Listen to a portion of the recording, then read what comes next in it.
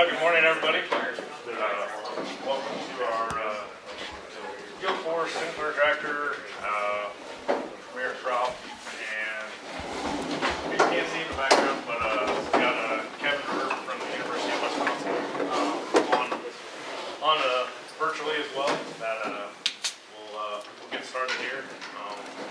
Stole this slide from John Deere slide, but I think it really kind of fits with where we're at in terms of YieldForce, Sinclair tractor, feet on the ground, eyes on the horizon. That's really kind of where we're trying to take our program, but also take all of you growers that work with Sinclair tractor. Eyes on the future. Deere just Deere the other day, the autonomy. I'm sure everybody probably saw that on the social media and stuff. We don't know what that consists of yet, but we'll be sure to make sure we have it out there for you guys very first thing, so you guys can experience it and go with there from it. So here today to talk about the HarvestLab 3000. Right there on the table, you can see what it is. Some of you guys in the room actually have these on your tanks, on your drag lines, whatever it is. Here today to talk about it, what the capabilities are of it, what the data is that we're getting off of these sensors, what it's going to provide, what it provides back to you, the grower, and how to take that data, use it to your advantage, economically, agronomically, all that, and go from there with it. So obviously that's what we're here today for. Kind of just a few brief introductions here. We have McWhirter, Premier Crop, and then Kevin Erb, which you'll pull him up here in a little bit. He's on virtually from the University of Wisconsin. Talk about the HarvestLab sensor, what it does, what it's capable of, how to make the manure work for you. It's kind of more what Katie's going to talk about, and then Kevin will wrap things up with the magic of manure and beyond. So just some forward-thinking thoughts of where to take manure management and how to use the sensor and everything with that. By all means, this isn't meaning ask questions throughout. We'd rather have it as informal and as personable as possible. I'm not here to just feed you full of a bunch of stuff. So, yeah, the lights are kind of funny. I don't know. Trying not to put everybody asleep.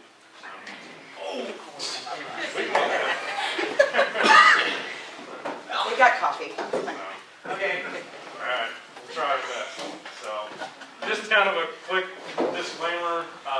Either John Deere, Sinclair Tractor, Premier Crop, University of Wisconsin is actively promoting this technology to any regulatory agency that is involved in manure management. We're not trying to promote this to IDOLs, DNR, whatever. We don't need any more of that headache than what we already have. I'm sure you guys would agree.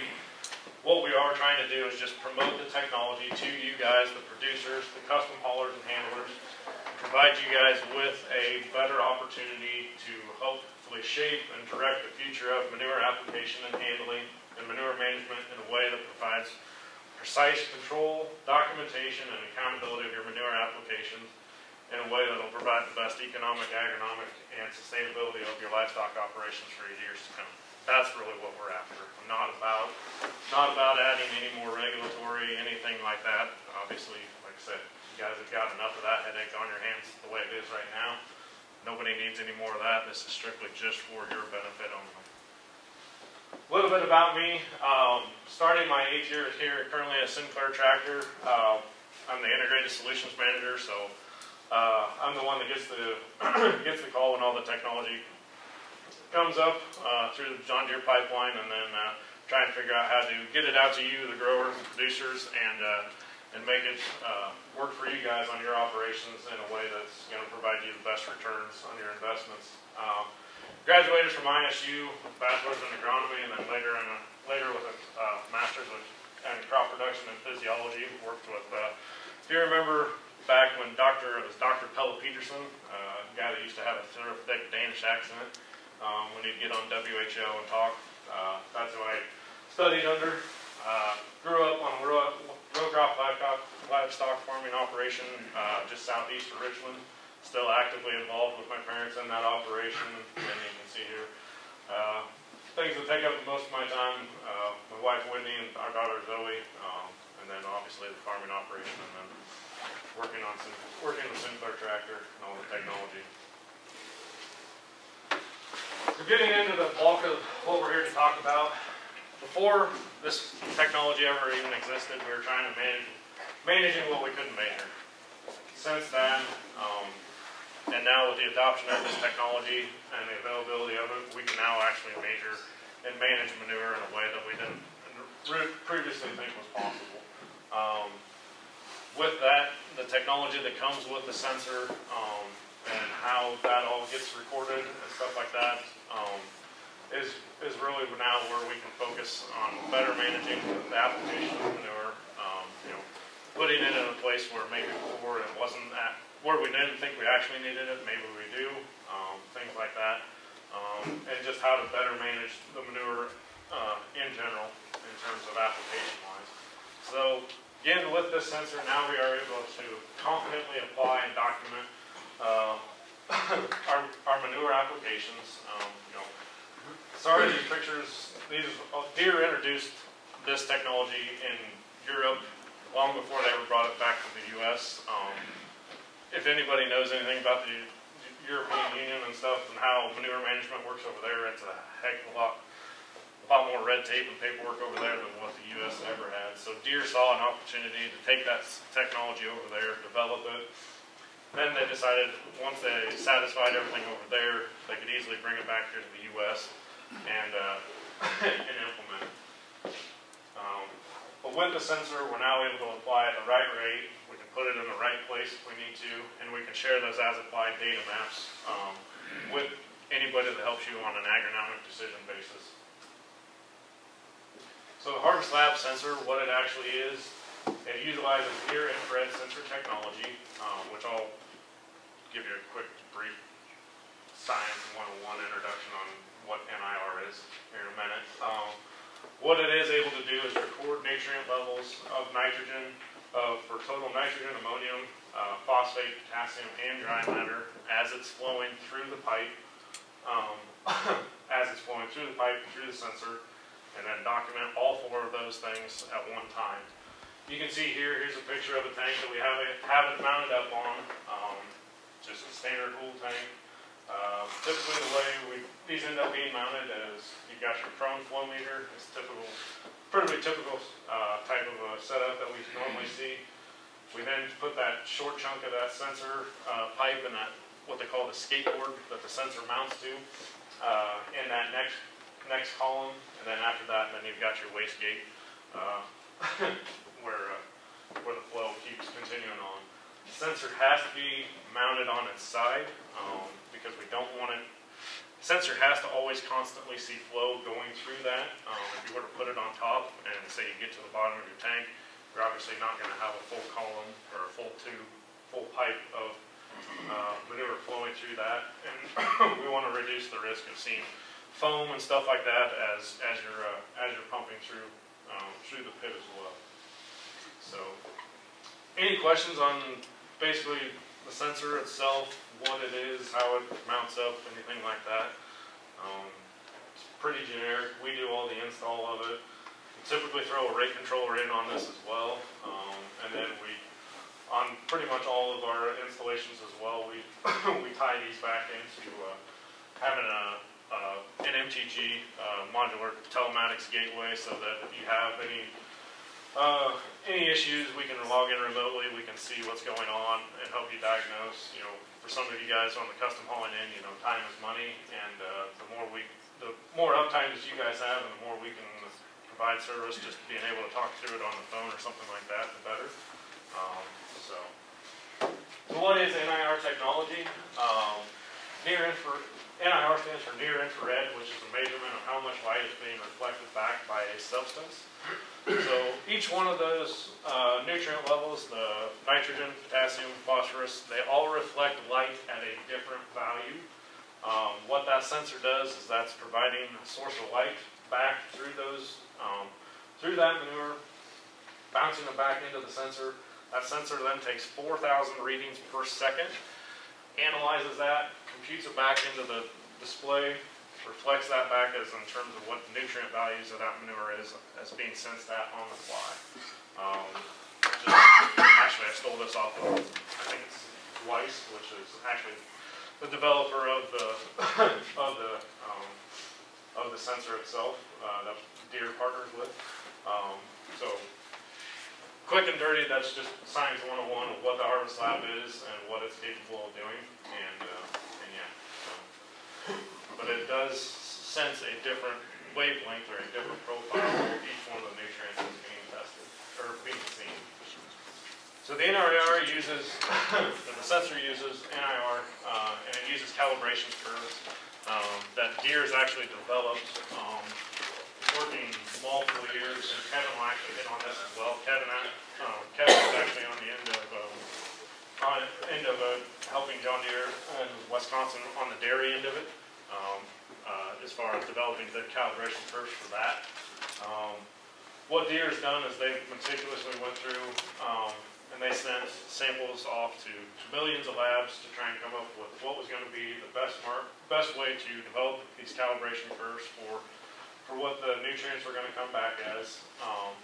With that and all their testing and stuff, they use both lab analysis, both wet chemical analysis and dry chemical analysis to determine these curves and how the sensor works properly and stuff like that.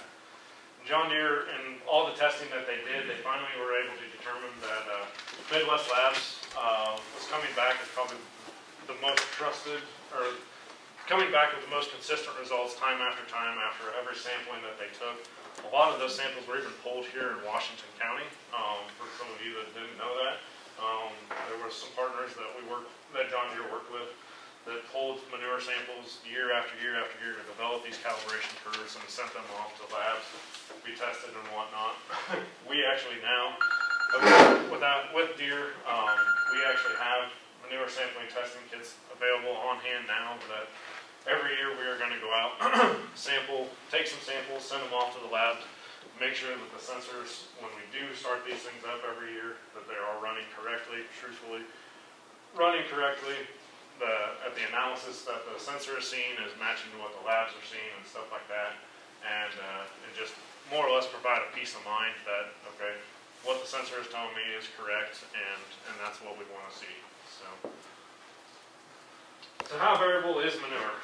And you guys that deal with manure on a daily basis, you guys know what this is, kind of how you've got a general idea. John Deere threw some numbers here up for us. That kind of try and talk about just hog manure at a 5% dry matter, so liquid hog manure basically. Total nitrogen, ammonia, nitrogen, phosphorus, and potassium in terms of pounds of nutrient per 1,000 gallons. And you can just see the wide range of variability in that manure itself. Anywhere from 32 pounds of total nitrogen all the way up to 68 pounds of total nitrogen per 1,000 gallons. Now, take that times your 5,000 gallon average rate is typically what we pretty well see is being applied here in southeast Iowa as kind of a benchmark standard, I guess you could call it. So if you think you're applying 175 pounds of ammonium nitrogen per acre, but it might be as high as 290. Well, there's a pretty good difference there. And last I looked, wasn't anhydrous right around $1,500 a year? Last I looked, buy a lot of nitrogen for between 175 pounds and 290 pounds. And then factor in what's going to be the plant available and for that year, and maybe you're only left with about 100 pounds per acre. So leaving you really wonder, how much did you really actually apply? What was the nutrient value of that manure? And where did the hot stuff go? Where did the weaker stuff go? And how's it all going to work out? So how does the HarvestLab 3000 overcome that nutrient variability. There's a couple different ways, depending on your setup, whether you're running tanks or you're running a drag line. If you are running tanks, John Deere has built in the ability now to set limiters. So we can actually run a nitrogen limiter, we can run a phosphorus limiter. If you're running into some fields where you have P indexes, you can set a P limiter on that sensor itself, and it will not apply anything. It will restrict the flow on that manure being sensed down to that level of pounds per acre. So, haven't really seen anybody that's had that issue as of yet, so a lot of guys are shooting for that nitrogen poundage, which you can see here in the setup. This is a typical run page of what the display will look like, of what the sensors are documenting in your board. So in these areas right here, you'll have your target rate. In this case here, where they do have a phosphorus, and we do have a phosphorus limiter set. And then you have nitrogen, ammonium, phosphorus, potassium, all the other ones being applied, and you see that see the flow, and that will change as the sensor is sensing the manure coming through the tank or the drag line, whichever.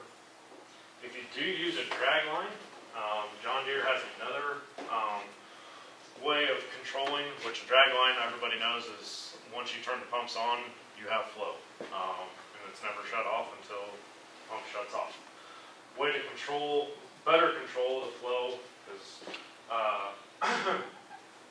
what a better way to control the flow of the nitrogen, or excuse me, of the manure, is by using what they call speed automation, or tractor implement automation, which basically automates the speed of your tractor, 7R, 8R, 9R, whatever you have, to better manage that profile, manage the application of that manure being applied. So it's using a speed compensation instead of a rate controller compensation, like that on a tank. So that's how, that's where Deere factored in that to help control on a drag line. And then you can see here on the last little one there, just some of the mapping features. That would be on a new Gen 4 display, what that looks like in terms of just the documentation of it. You're actually getting all four of those documentations. Typically how we set it up is we'll set it up with total nitrogen, ammonium nitrogen, phosphorus, and P. We don't really factor in the dry matter, just because we really don't have to look at that so much on liquid hog manure. On the dairy end of it, that's where dry matter tends to factor in a little bit more. And then again with this, we try and, again, we sync everybody up with the John Deere Operations Center so that data is flowing to the John Deere Operations Center for storage, retrieval if you guys need it later on, and then you can set it off to anybody that you need to agronomically later on as well. So just some examples of what it looks like and how what the sensor looks like when it's in operation. So where is the data available? And again, like I said, or alluded to, sending it back to John Deere Operations Center. Here's just a map of one of the custom haulers with a drag line that we used. Here's some 2019 application data just showing the rate that it was being applied at. And then just a general idea of what the data looks like. Here's another example of moving forward with what each individual nutrient layer will look like as the sensor data is being applied. So here you can see, right here you can see you got dry matter, your potassium application, your manure application, which would be probably just your total rate, and then a nitrogen application as well. So getting into the specific layers of the nutrients itself, you can see here on here's a nitrogen application, or here's the application of nitrogen, the nutrient values, the level of that nitrogen being applied. You can probably see, obviously here's more than likely where they started with that hose, and then went from one side to the other. You can see where probably the hottest of the manure was around in here, and as he faded, worked his way back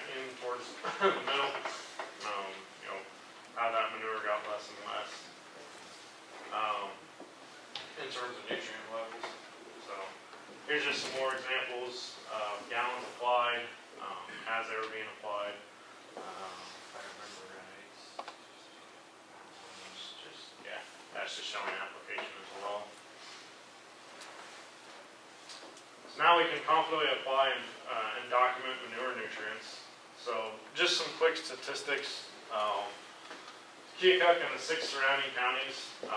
This is from our 2017 NASS survey, so National Agricultural Statistics Service.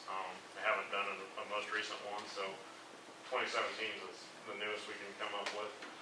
Roughly 6.3 million hogs sold and raised in the 6 counties. Over 2,500 head buildings within the 6 counties. If I remember right, I think that's 2.2 trillion gallons of manure, and roughly over 450,000 acres of per year being covered with that manure.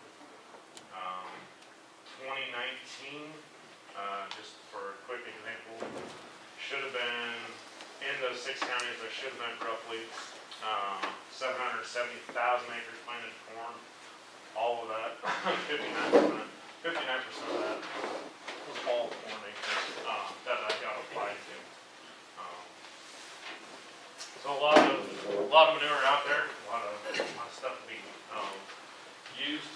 Put in some actual prices to this technology, what it comes out to. 2,500 head building, just say a 1 million gallon pit, 900,000 gallon pit, at 5,000 gallons an acre. Roughly, if you were to apply that, you should hopefully maybe be able to get across 180 acres. The manure analysis across that, what we were seeing in terms of variability and then range, nutrient range, dollars per acre wise. For nitrogen, averaged out at roughly around 175 pounds of nitrogen, but we saw anywhere range from 100 to over 290 pounds of nitrogen being able to be applied. In terms of variability, 100 versus 290 is pretty significant.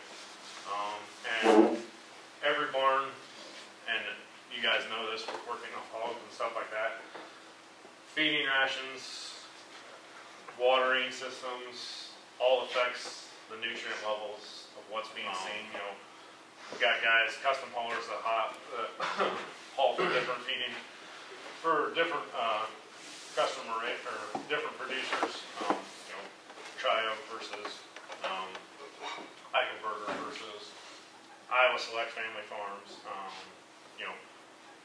You can see the difference when you go from those barns, from each one of those different barns and the feeding operations and things like that, of how that manure is different as compared to the barn that you're on now. Looking at the phosphorus and the K levels, 115 pound average, anywhere from 55 to 180 pounds. And in terms of a dollar swing, $44 an acre swing in nutrient values. And that's just using 2020 prices. That's not even factoring in 2021, fall of 2021 prices. So calculate all that up using these prices and variability and range of nutrients, just using those 2020 prices. There should have been somewhere around $173 an acre in variability that, and range of nutrient variability that was being applied. Should be a big enough difference there to hopefully maybe make a justification for that sensor and why we need it and why to use it. Here's another example. Pretty much use the same data, just comparing that now to fall 2022 prices. Again, using pretty much the same same averages, came out to roughly $400 an acre in fluctuation in terms of nutrient value being applied. Last I looked, cash rent, $400 an acre, $400 an acre in nutrient savings. Might pay some dividends.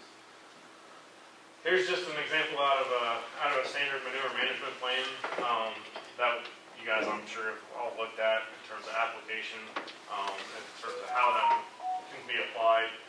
and just some of the general numbers that are being used to formulate that manure management plan.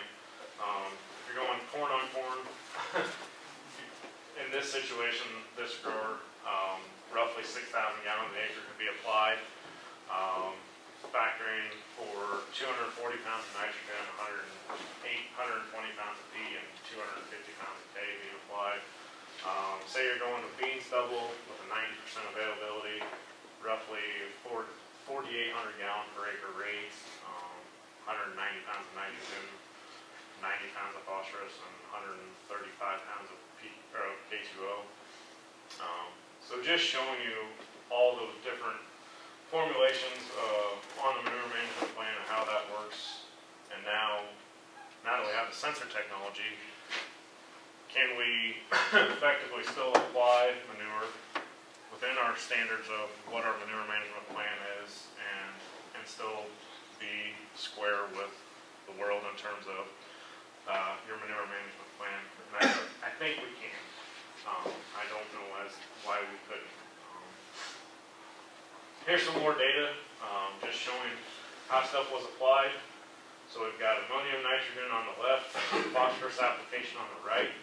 And you can see here how variable that was in terms of application and how it was. 3 pumps were used to start the pit, roughly 2 to 3 hours before even pumping was begun.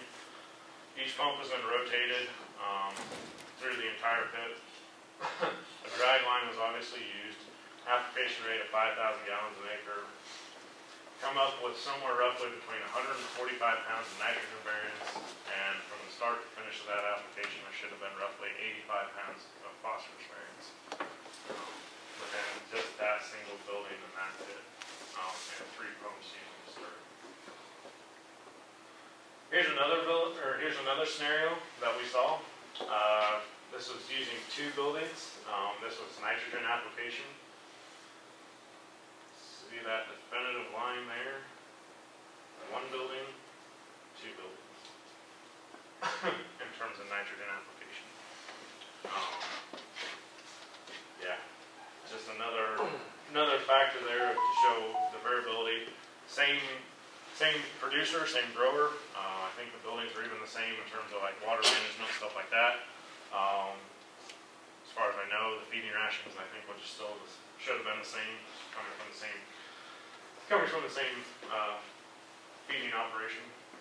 Back on your previous slide, yeah. With what does that mean? So, say on the left, they started there. Was it the lowest went at the top of the pit? Yeah, and that's typically what we see. Yeah, so typically probably where they started the application should have probably been over here in this, say northwest corner. And by the time they got down in the pit, got reset, ended up here probably in this corner up here, and that's where the highest levels of nitrogen was being applied.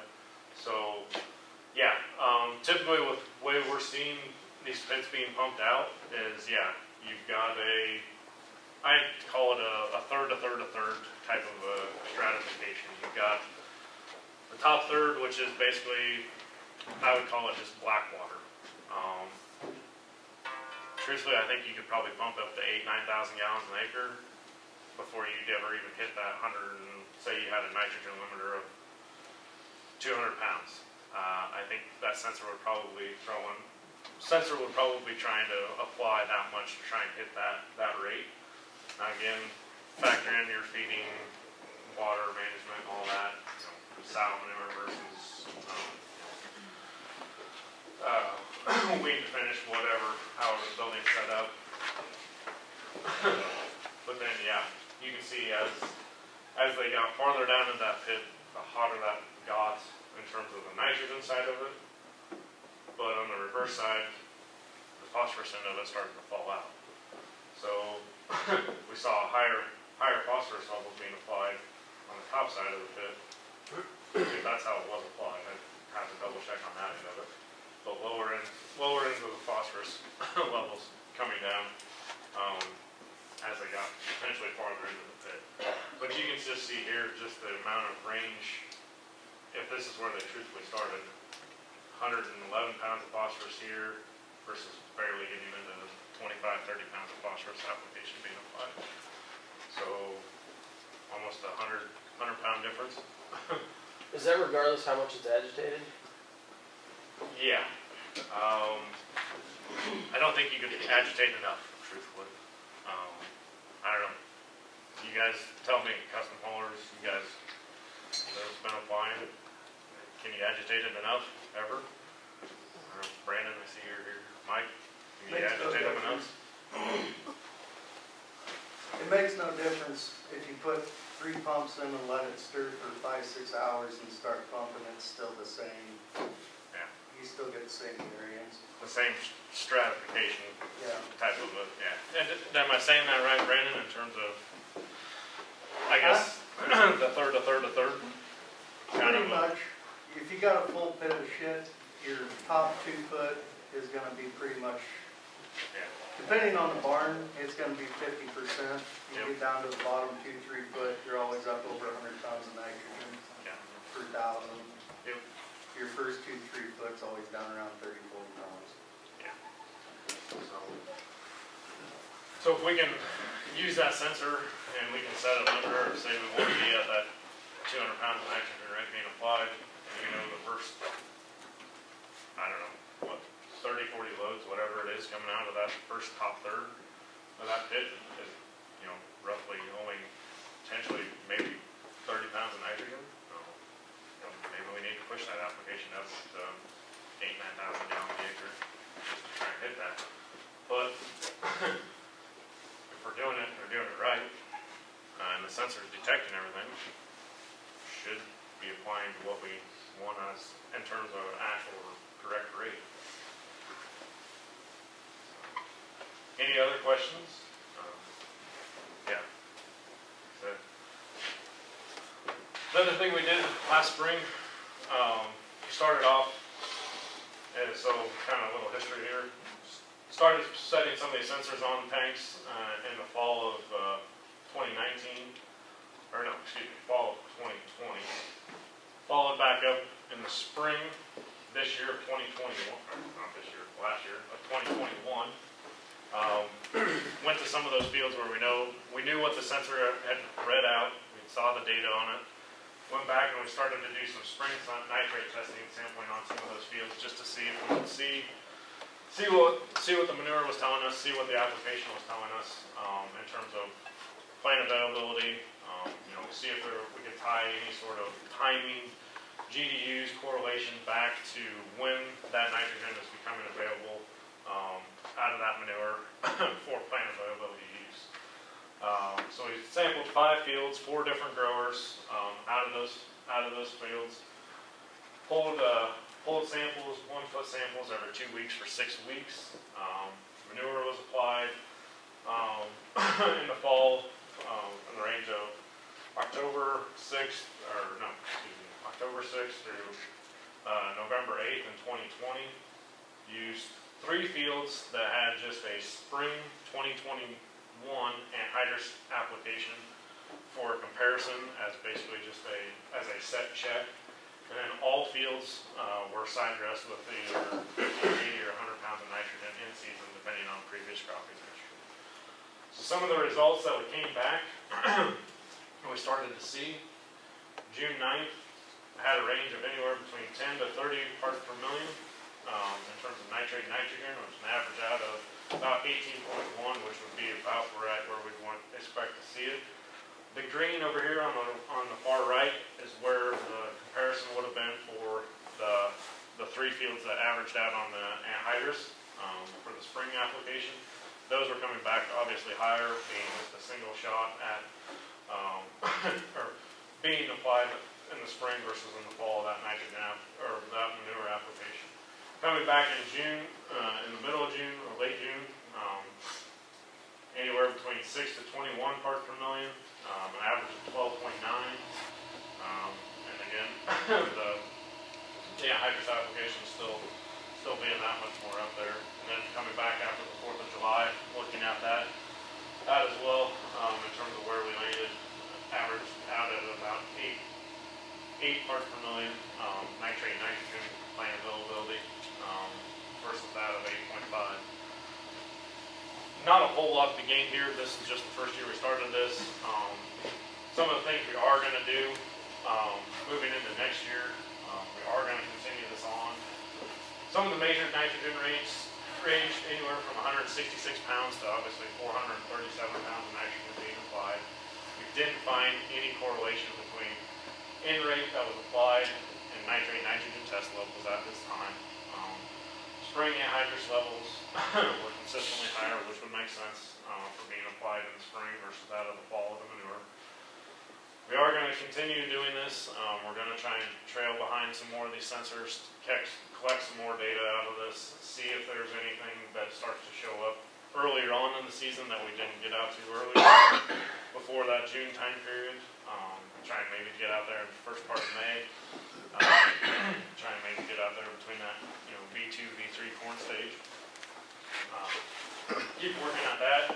Sampling at different depths. See if we need to get down a little deeper in the profile to see if that made some sort of a difference as well. Sampling at the 1 foot and maybe 2 foot depths to determine if there's anything. Determine if that nitrogen moved in the soil profile.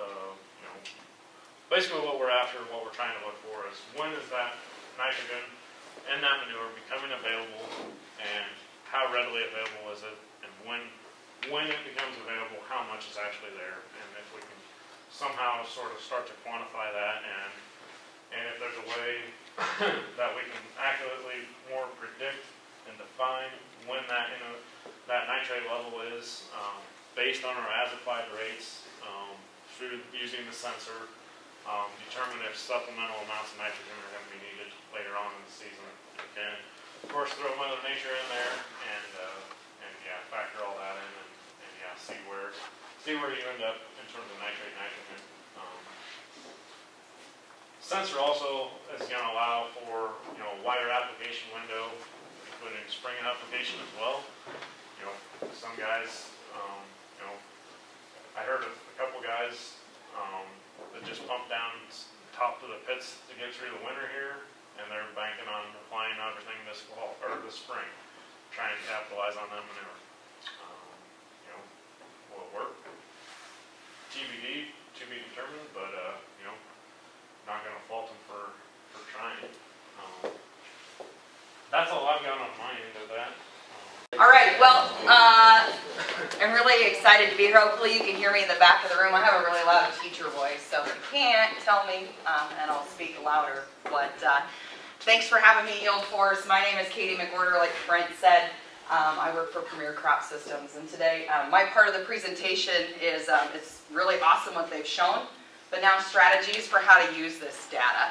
So again, I want this to be open for questions, and I don't want it to just be a set and get. So if at any time, interrupt me and ask. But a little bit about me. I see a lot of familiar faces in the room and some new ones, but for those of you who don't know me, I'm Katie McWhirter. I'm a Southeast Iowa farm kid. I had to laugh when Brent sent me the flyer for this because I live 4 miles west of here. So I don't have to turn in much for mileage today. And they always say you bring in like anybody from 30 miles out, right, as the expert. That's it. So I don't know if I'm really the expert today or not.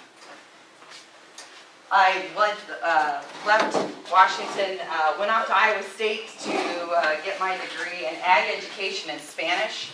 I knew I wasn't going to farm, but you can't take the farm and the love of the farm and agriculture out of kids. So the next best thing for me to do was to teach others about all the important things that you guys do. And so I went to Iowa State, got my degree, taught for 9 years just east of here in Columbus Junction. Spent 9 years as a high school ag teacher and FFA instructor. Loved every moment of dealing with high school students. And in the meantime was working in ag retail part-time.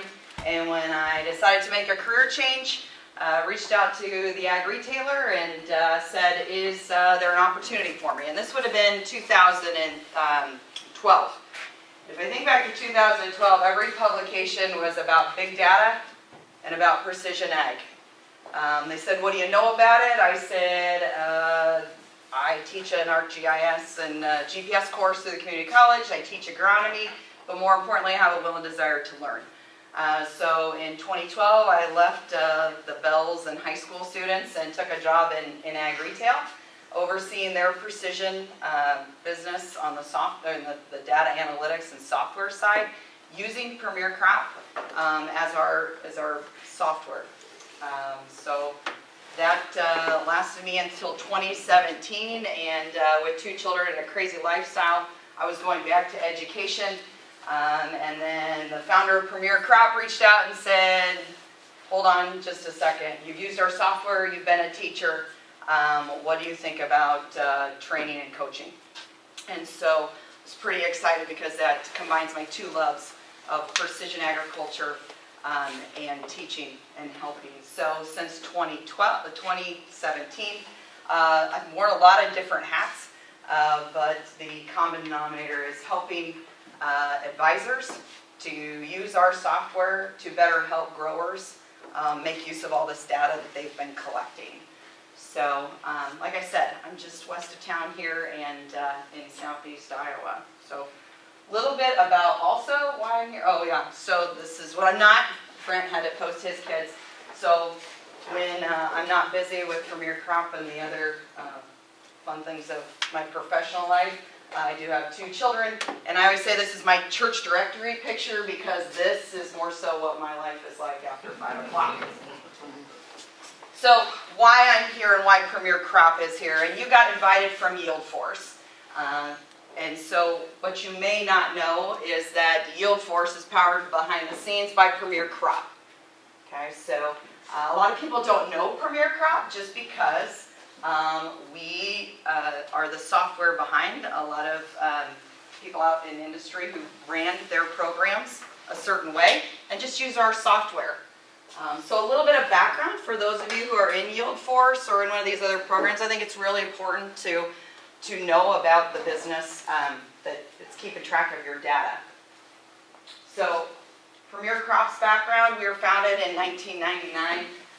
Actually, our founder comes from Fairfield, Iowa, and we're in our 24th crop year. So we're not new, and we're located just south of the airport in Des Moines, in a little brick building. And until 2 years ago, we didn't even have a sign on the outside of our doors, so that's kind of a big deal.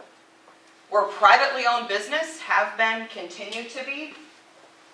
We have our own company. Our company has our own developers and our own software. We don't use anybody else's software.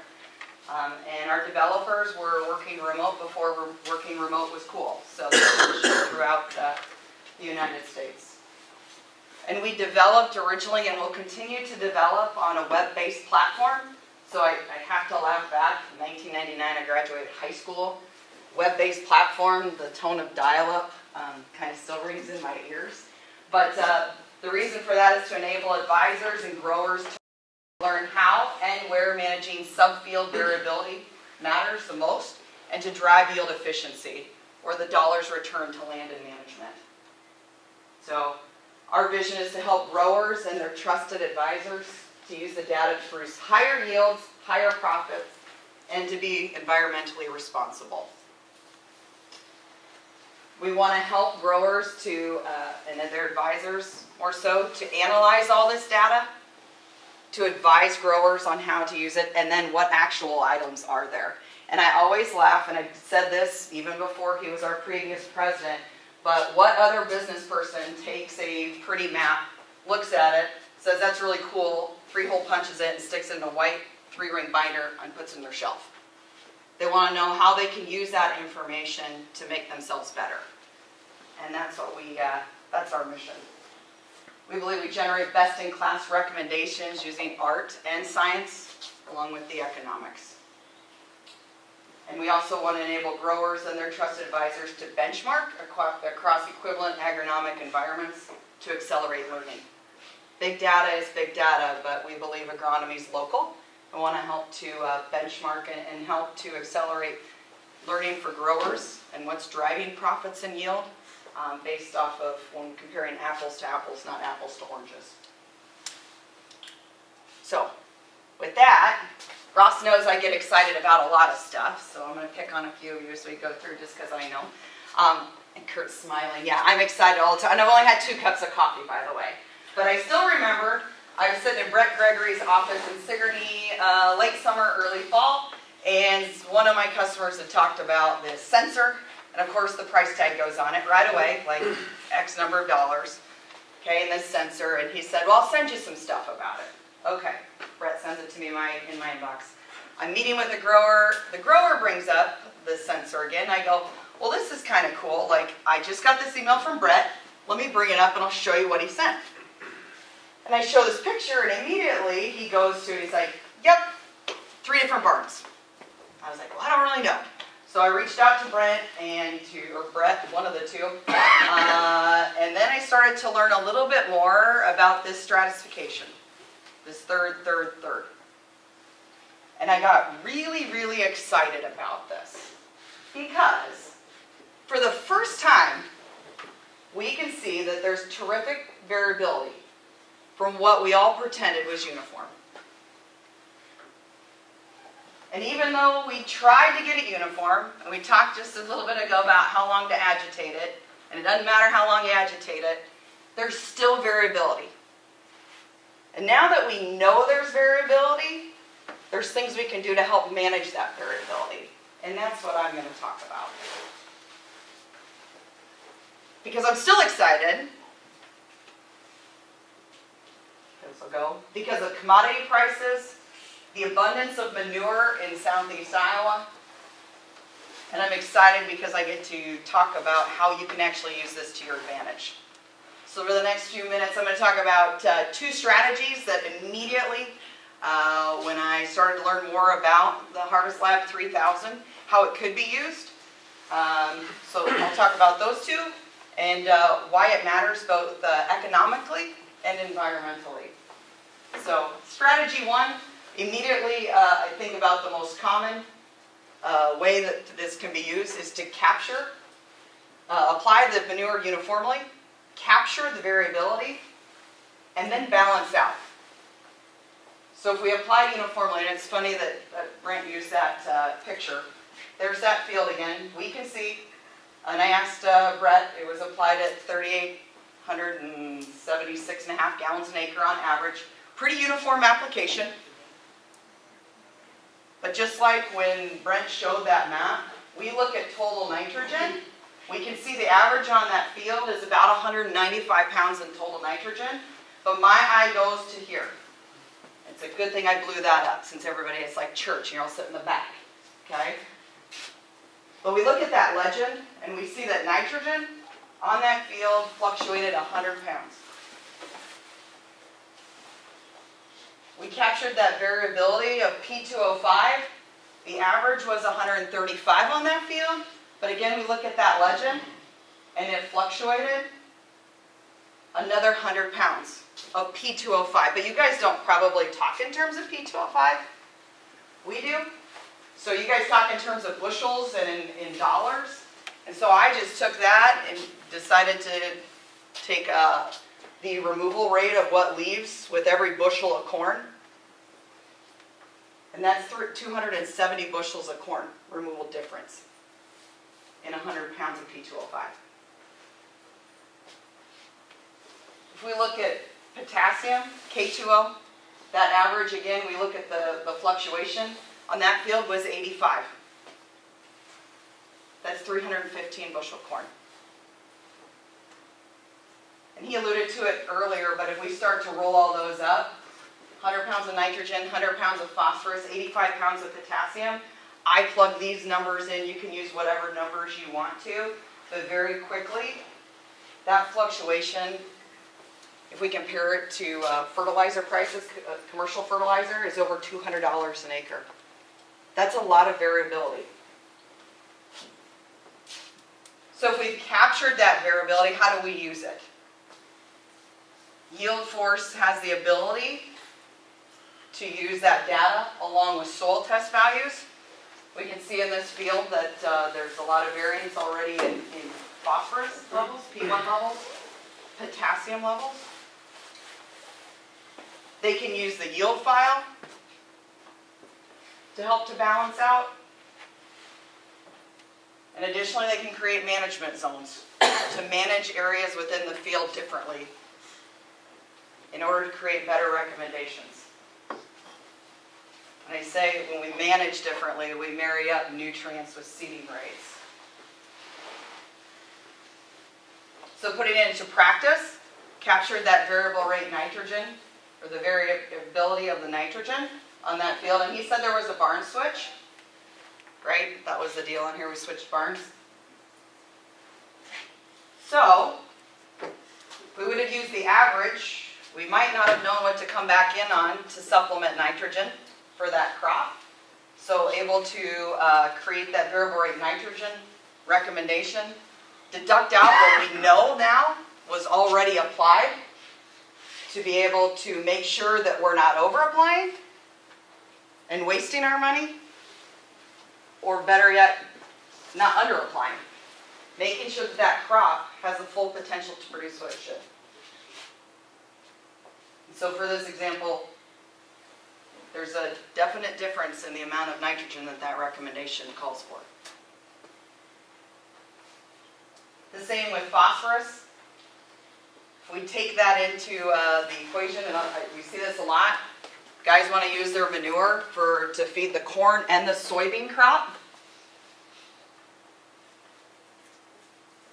So is there enough nutrients there to feed both the corn crop and the soybean crop? So for this example, we're using it as a 2-year spread.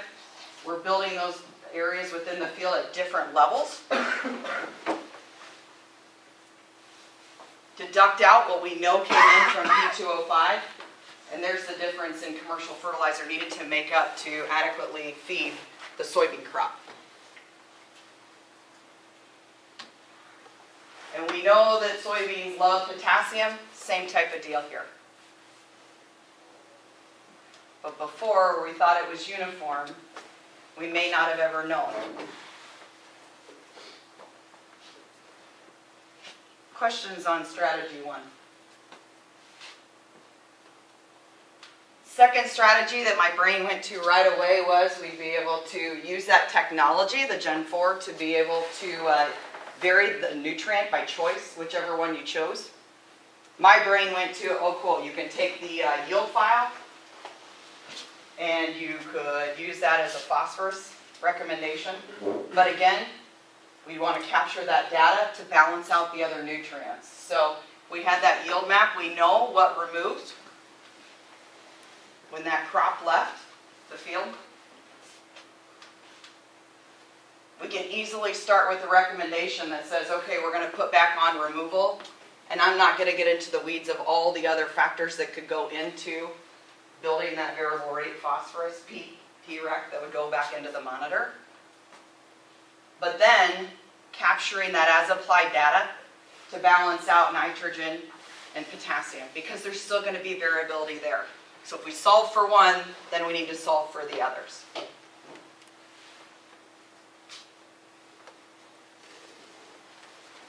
There might be other strategies, and actually I think Kevin's going to talk about another one. But any questions on that? Why it matters.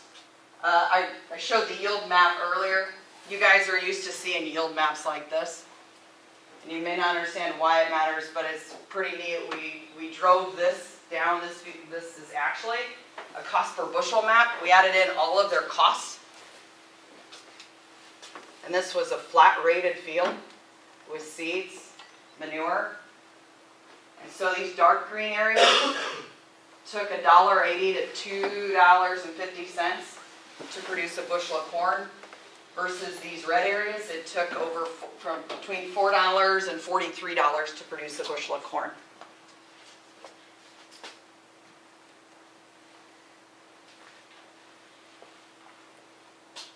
We can help manage that variability because we know managing variability pays. Again, I said these were flat rated. So you're going to see we broke it out by zones. Brent did. That A zone yielded 222. Hopefully you can see in the back of the room. That the yellow area on the field averaged 212, and the red areas 185. basically cost per acre was the same. But when we get down to this number, what we can do, we jumped ahead, sorry. We are able to produce a bushel of corn for 57 cents less in those areas of the field that you saw in green. So again, and what do you do with this data? And that's what YieldForce can help with, is what can we do with this to help improve this number and this number.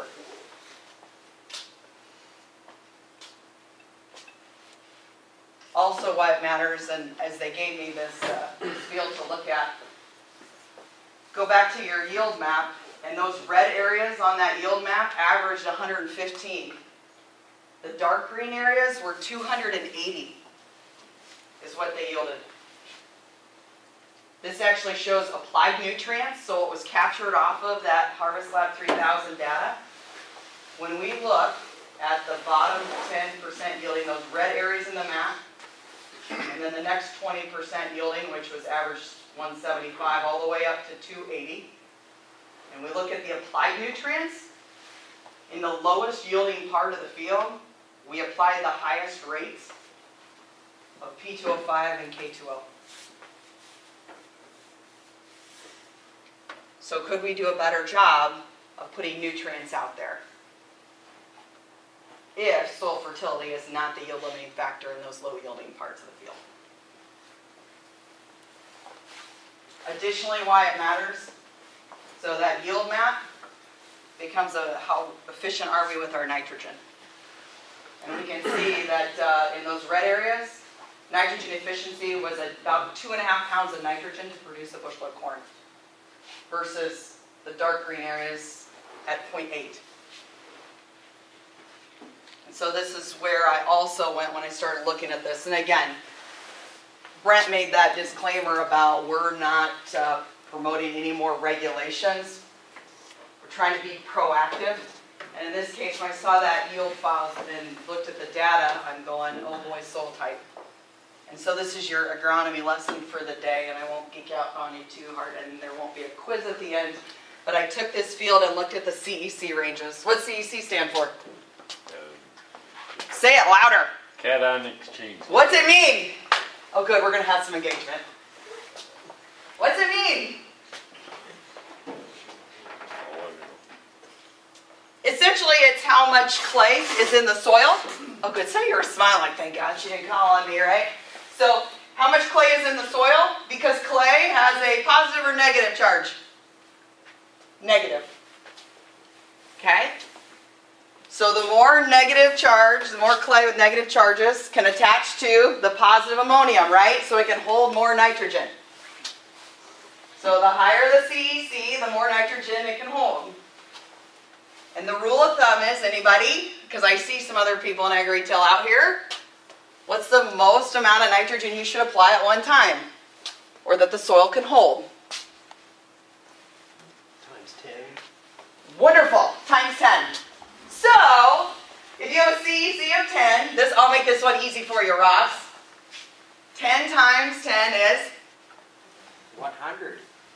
Gold star today. So, basically what it's saying is more than 100 pounds of nitrogen applied in a single unit at a single time, the soil can't physically hold it. Okay? So what I did was, I took this field, I broke it out by the CEC ranges, and it ranged up to about 28. I took that applied nitrogen file from the manure that was applied, and I graphed it out. And this is what I got. So, but I'm going to give you the conclusion to it. And I'm even going to be nice. This is going to be the applied nitrogen. Total applied nitrogen on the field with under 10 CEC is applied 207 units of nitrogen. 10 to 12, 192. So I'm going to say maybe safe zone over here. But think about all those acres over there. And this is just one field. Where potentially where the nitrogen that got applied didn't even have a fighting chance to start with. Because, yes, Kurt. Does a nitrogen, like a instinct do anything to hang on to it there in those areas or not? Or an end serum if you That I have not a clue. It says it does. I'd love to trial that. Anybody else have any insight? But that's always been a question as far as you see a yield advantage, but yeah. So I believe that's why it matters. So, any other questions?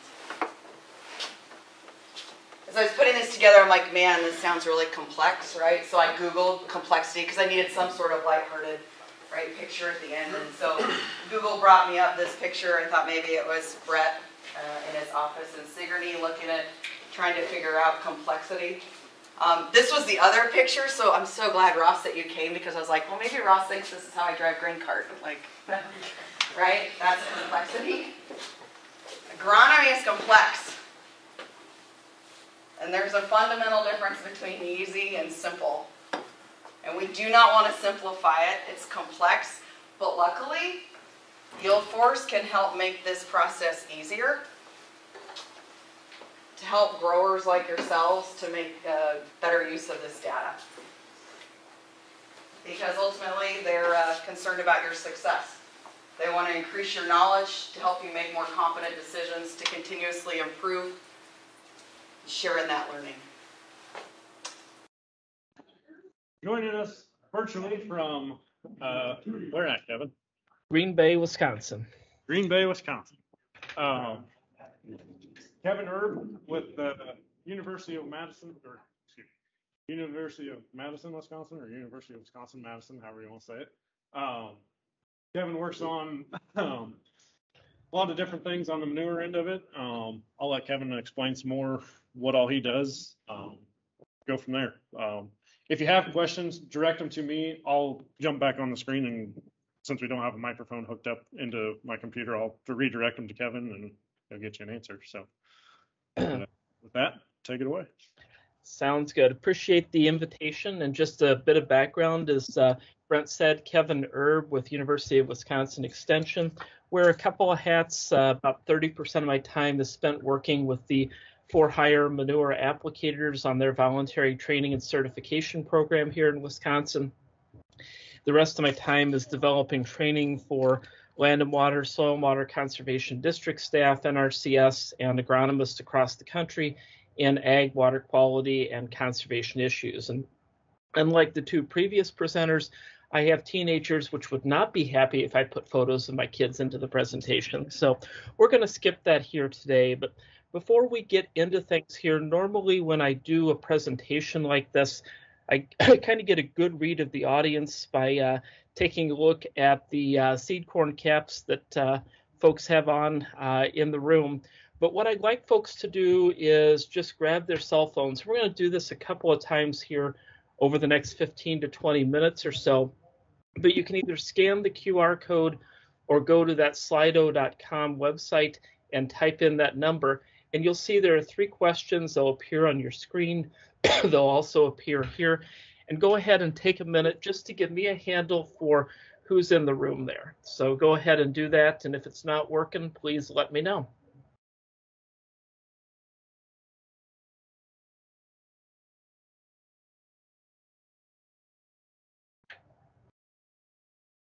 Okay, and all of your numbers are anonymous here, so, or your information, so don't worry about that. And we'll give folks another 15, 20 seconds or so here to finish filling this out. Okay. So looking at it here, it appears to be somewhere in that 2/3, 1/3 range where guys are spreading their own manure from their own livestock operations on their own fields, whereas 25% are cash grain operations, have never applied manure on their cropland, and so just here learning more. So it's kind of interesting to see how that breaks out. And so I'm going to go ahead and just grab a screen capture here real quick, and we'll get back to the presentation itself. So let me do that. Okay, so, and I'm assuming that you're seeing my screen here, guys. So if not, I'll expect that Brent or Katie will send me a text message or yell loud enough that the microphone picks it up. Yeah, you're good. Yep. Okay, and I apologize. Go ahead. Apologize for the cough here. Had a cold, not COVID, back in December, and it's still kind of hanging on. But figure I'm going to pick up something if I go into the doctor's office anyway. So let's talk a little bit about what manure has that fertilizer doesn't. And I was really impressed by some of the manure samples that were sent to me in preparation for today that were looking at things like zinc and boron and a lot of the micronutrients there, because we often overlook the nutrient contribution of micronutrients besides the big nitrogen, phosphorus, potassium, etc. Manure does bring organic matter in that fertilizer doesn't. And one of the things that we see, particularly you get into some of these oddball springs, we get that slower release of nutrients. So when we look at a manure sample, generally there's an availability number, the percent nitrogen that's available over that growing season. Some of that, of course, is immediately available. Others of it's going to be released as that soil warms up and the soil microbia really start breaking down that material. And so I kind of see manure as sort of being a little bit of an insurance policy for some of those really wet years where maybe we tend to lose some of that nitrogen early on, that it's beneficial. But what does manure have that fertilizer doesn't? Well, we always have to be thinking about the pathogens, the neighbor concerns, and obviously for some folks it's more of a concern based on how many neighbors you have than others. We look particularly at manure tankers, at some of that soil compaction risk that's out there. Drain tile risk, not something we see too much of in Iowa, but some of the other parts of the country we do, particularly hog manure because the solids content is less than 2.5%. It has been a real problem in some parts of Ohio. And so knowing what that organic or that dry matter is in manure has benefit in certain situations as well.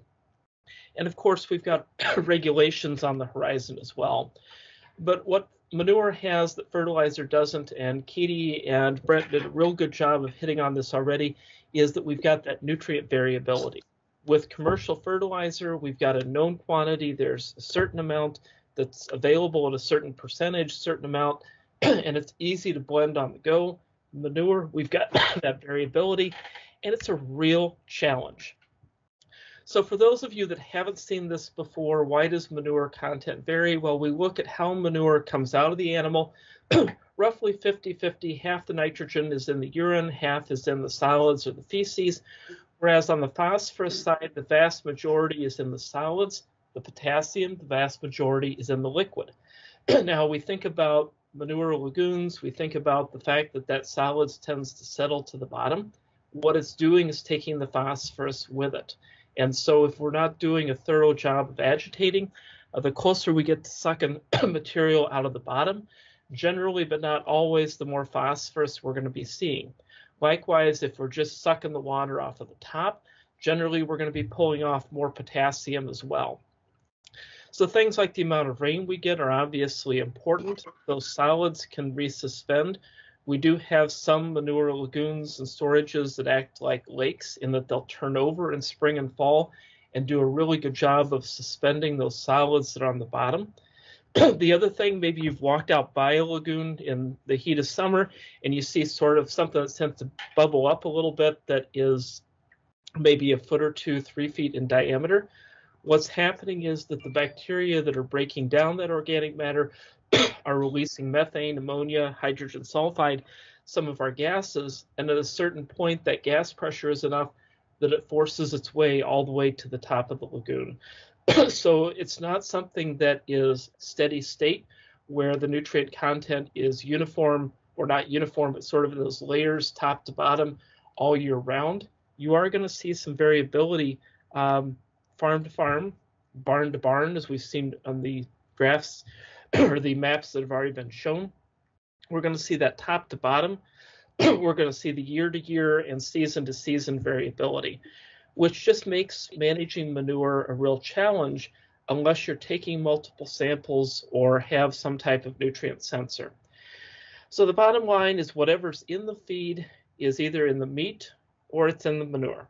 And so what we're really looking at here is whatever you're bringing in terms of those feed supplements, the micronutrients there are probably going to end up available for land application. So typical management in terms of manure in the past, we take the average of the past few manure samples, apply based on that average. However, if you're off by 20 units of nitrogen because we got more rain, less rain, the pit turned a little bit more than we thought, we agitated differently, can you justify going out there and making that additional fertilizer application for that 20 units or pounds of nitrogen that maybe you missed? And so that's one of the things that we can hopefully correct with this type of technology.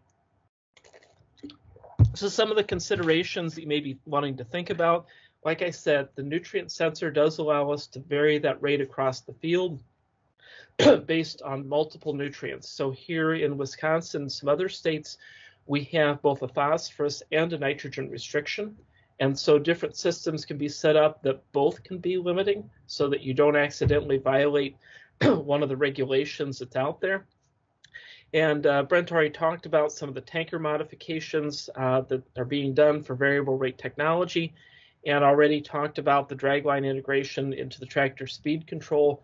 Last thing you want to do is start closing off that flow, create a back pressure wave in the dragline, and have Old Faithful spurting up in the road ditch. So as Brent said, we've been playing with this technology for a few years. I was part of the team gathering samples here in Wisconsin to create some of those calibration curves that we have. But we were playing with this in 2019, and these were in dairy areas, so this was corn silage. But what you're seeing on the left here is our total nitrogen per rate, and on the right is our ammonia. And what I like to point out about this is that the green streak on the right is where we let the system basically control and set for a certain nitrogen rate that we wanted in the field. Whereas the three on the left there that are more yellow and red was where we were shooting for a uniform 8,000 gallons to the acre, which was what was called for in the nutrient management plan. And what we were playing with was some of the automated and manual shutoff controls and a few other things there. But as you can see, just applying based on the rate that was in the nutrient management plan, we were under applying nitrogen and would have needed to have come back with that additional application. Now, in this case, we were actually side dressing corn at V2 to V4.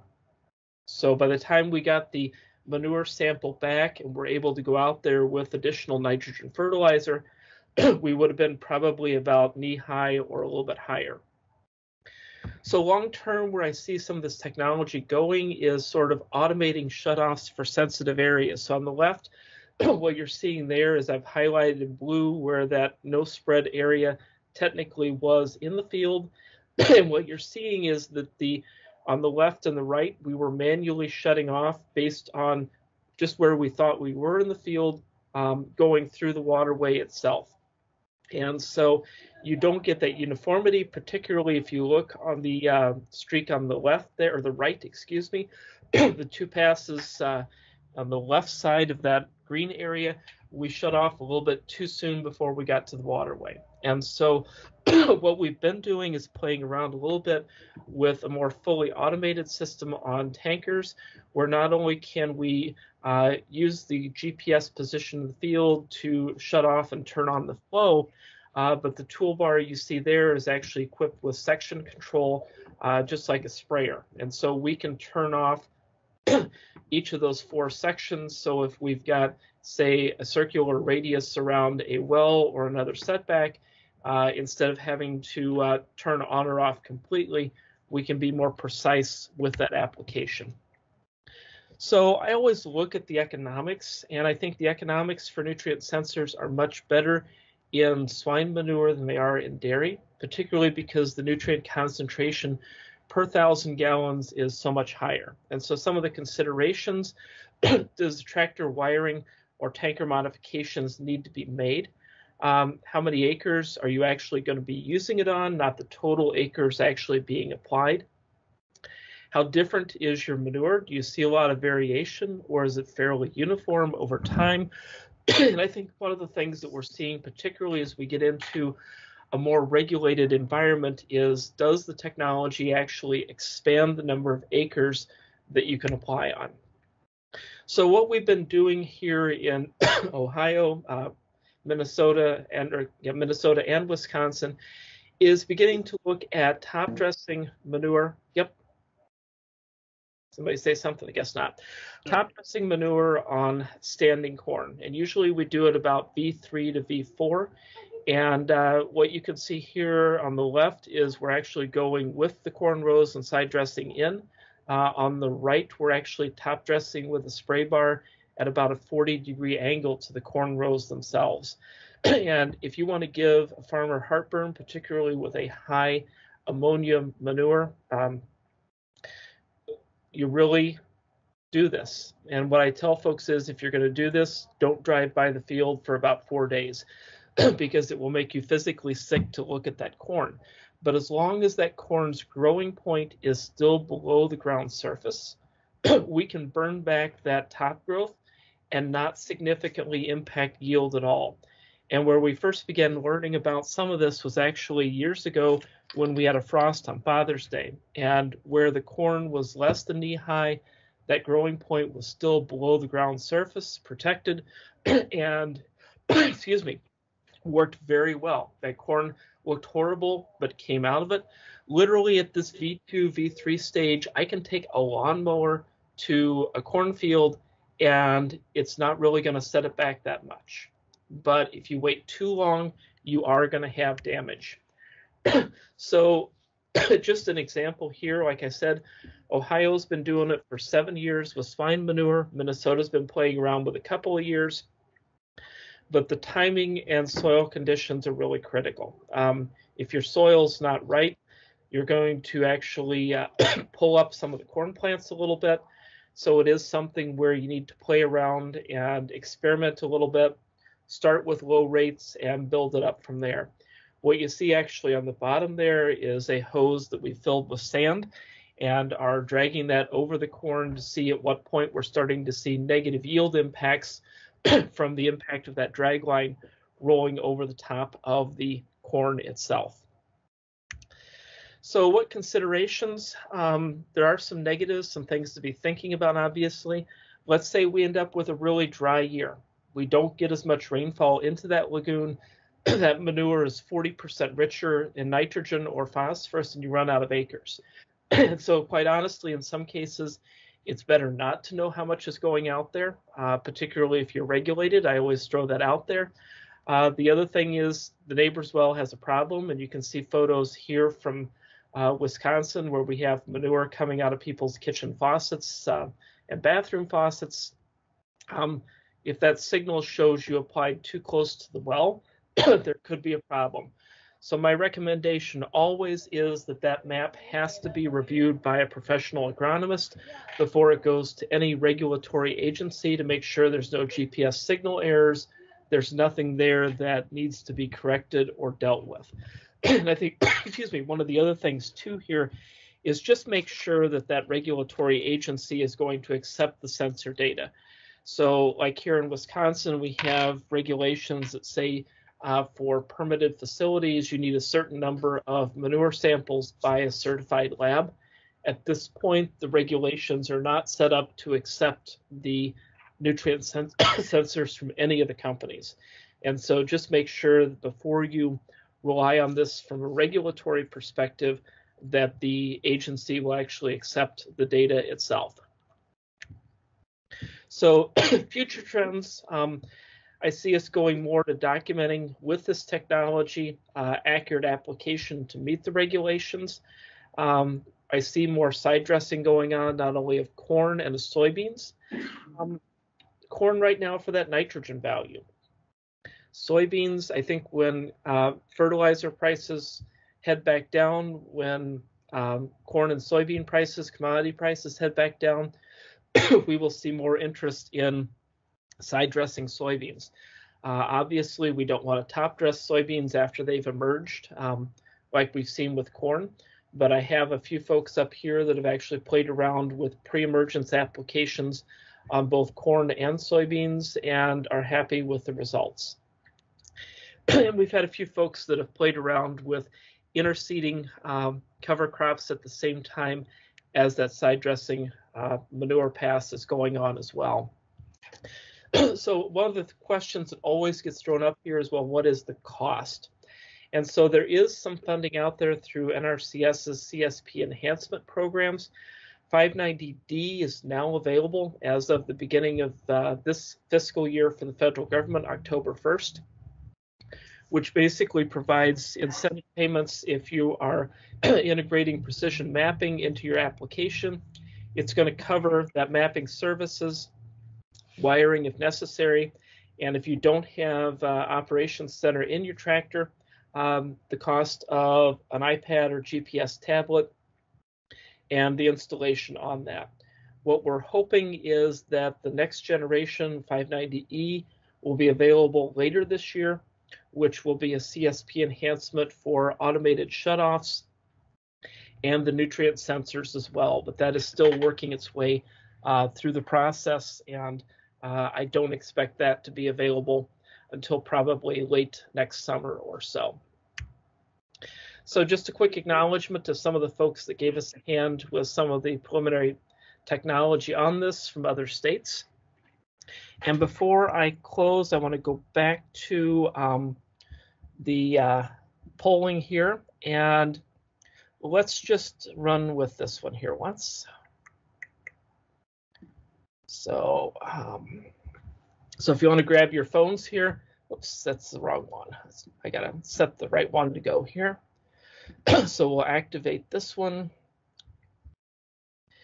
And so in this case, what I'm going to ask you to do is to pull out the phone, once again, scan the QR code, or go to the website, type in that number, and throw in what you think the current dollar value is per 1,000 gallons of your manure.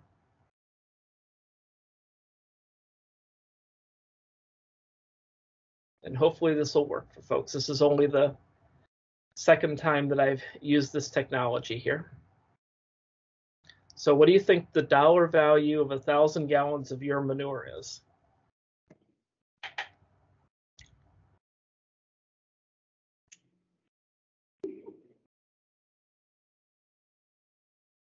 Not per acre, per 1,000 gallons.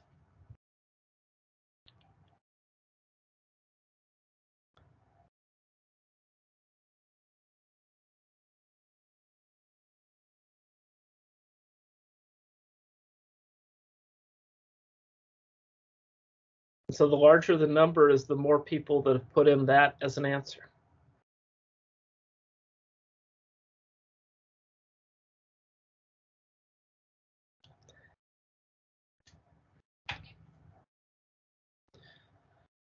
So we'll give folks another 15, 20 seconds or so here to go ahead and do that.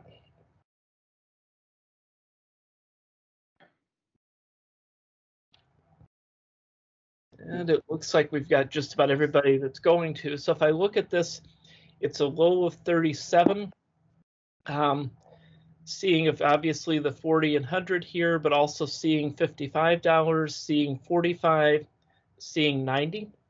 And I'm going to throw this to Katie, and I've given her a heads up by text message as well.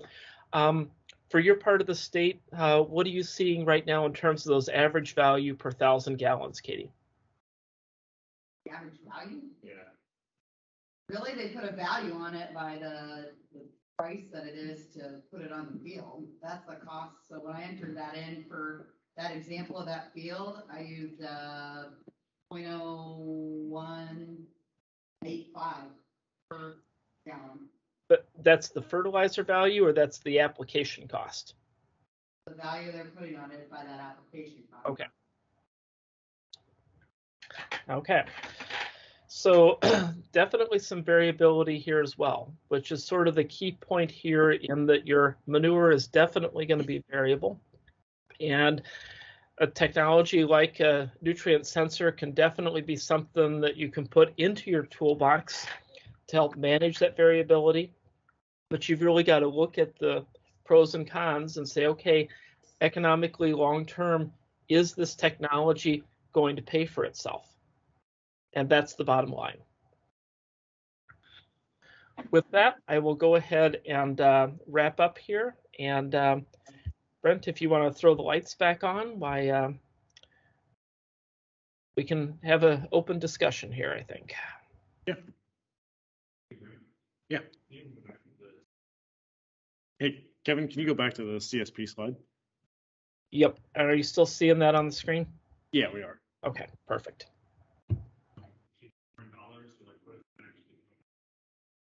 Yeah, can you kind of cover what that actually, what the 590E would actually dollar wise, do you know, potentially? So I haven't yet put the dollars onto 590E yet. We were developing both D and E as part of the CIG project.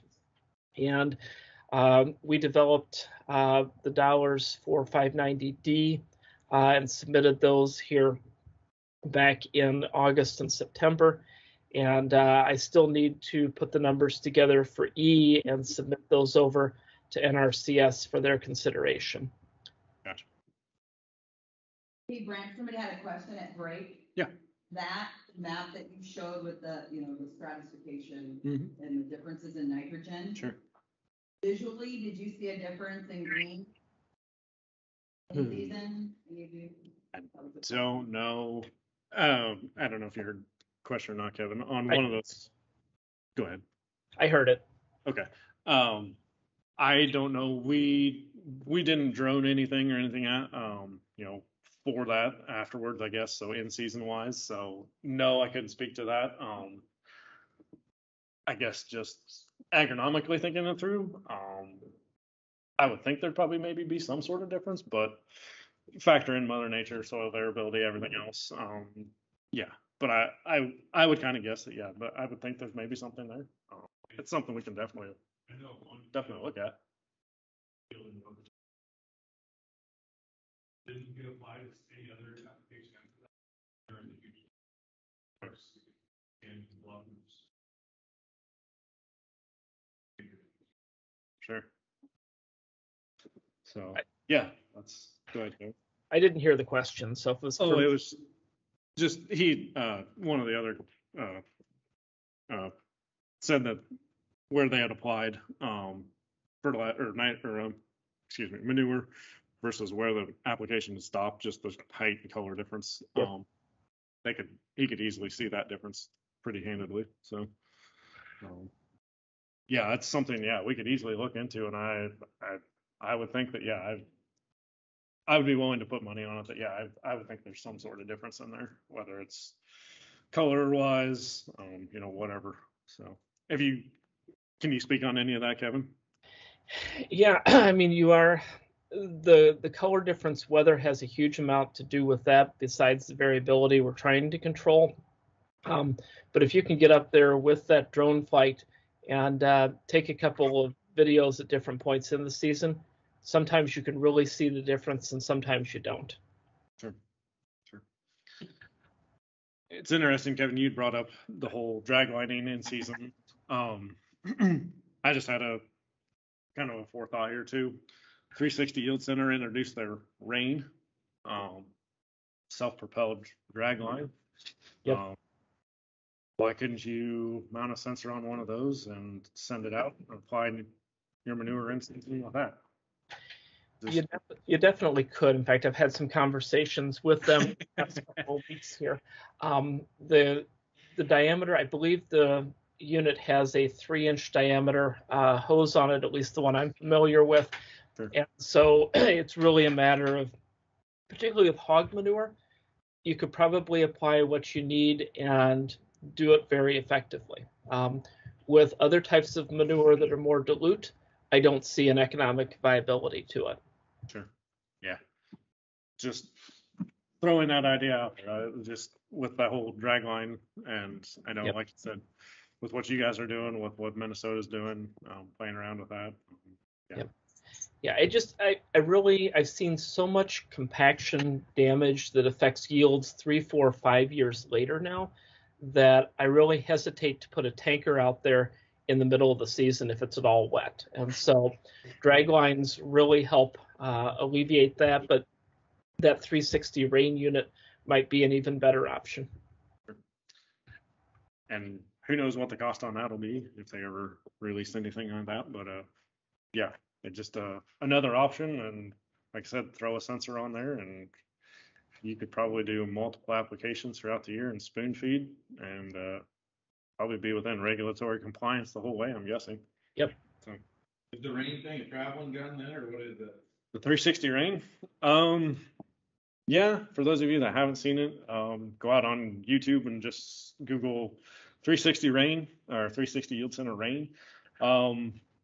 It's essentially what it is Solder has built a boom. I think it's 60 foot wide. Has a hose reel on it that they were originally, or how they've kind of marketed it, I guess, is going out and potentially drilling a well in the middle of your field or whatever like that, placing this 360 rain in it in the middle of that field, and basically, yeah, what it would do is it's a self-reeling out and retracting type of you could call it a traveling gun, but it's on a boom system, where they have like a wide drop kind of yeah, there we go, kind of get a picture of it there, and you can see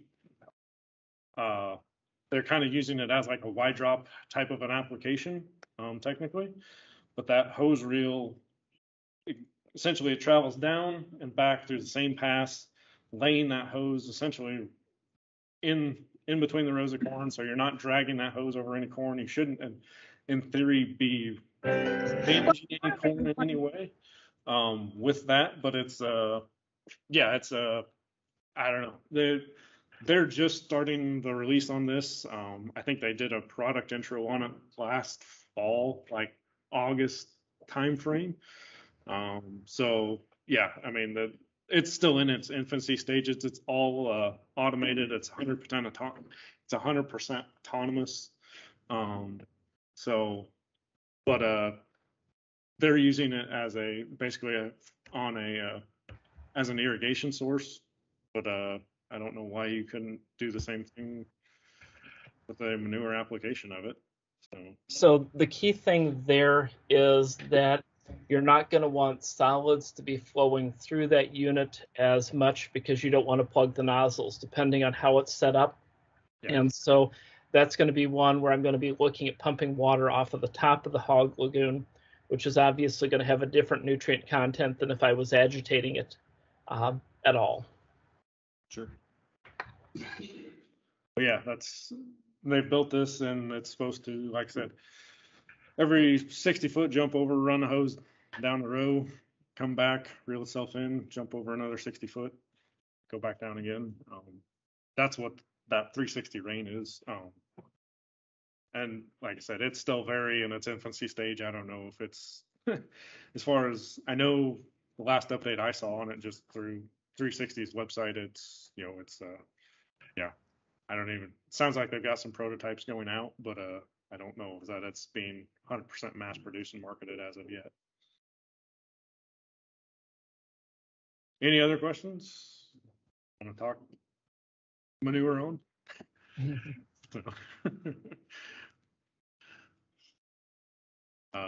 If not, thank you, Kevin, very much for joining us. Couldn't have done this without you.